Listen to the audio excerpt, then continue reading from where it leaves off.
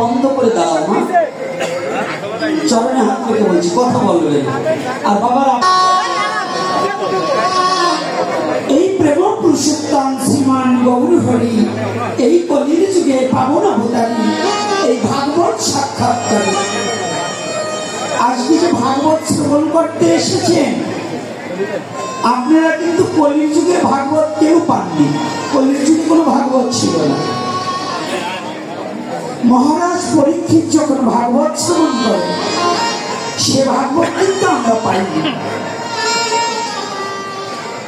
সেখানে ৬০,০০০ মহর্ষি, দেবর্ষি, রাজর্ষিগণ ছিল। সেখানে কিন্তু আপনি আমি ছিলাম না। তার পরবর্তীতে যেখানে ভাগবতীয় কথা হয়েছে নৈমিষারণ্যে,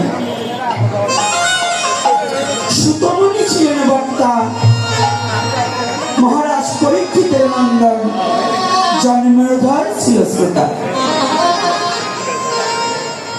ভালো করে একটু কথাকে অবলোকন করতে হবে, তা না হলে হারিয়ে যেতে হবে। কিন্তু এই কলির যুগে ভাগবতটা আমাদের কে সাক্ষাৎ করিয়ে দিল?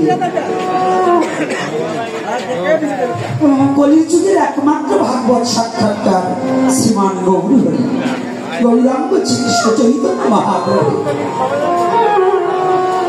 আজকে মতলবে যে জগন্নাথ মন্দির, যে জগন্নাথ পুজো হচ্ছে, এই জগন্নাথকে বাঙালিরা আগে কোনোদিন পুজো করত না।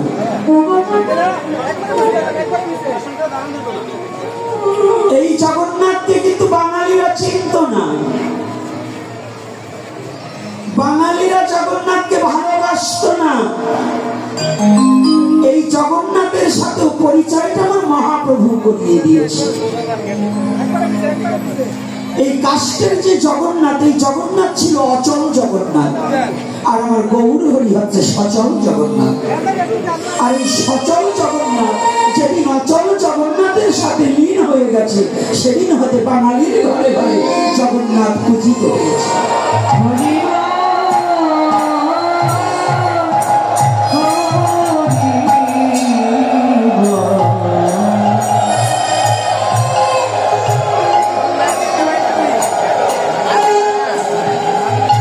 প্রতিটা যুগে যুগে ভগবানের সাথে তার পার্শ্বদ ছিলেন। দাপর যুগে ভগবানের একজন পার্শ্বদ ছিলেন, অন্যতম পার্শ্বদ, যে সত্যজিৎ আর দাপর একই রূপে ছিলেন। কলির যুগটা ওই তিন যুগের কি সম্পূর্ণ আলাদা। সত্যযুগ, ত্রেতা যুগ, দাপর যুগ। আমাদের যুগ কয়টা? মোট ৪টা।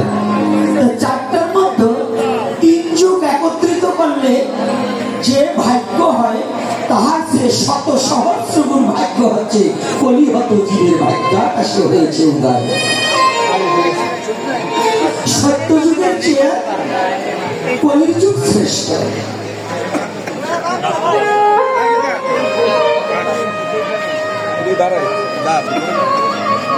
সত্য যুগের চেয়ে কলির যুগ শ্রেষ্ঠ। কেন জানি?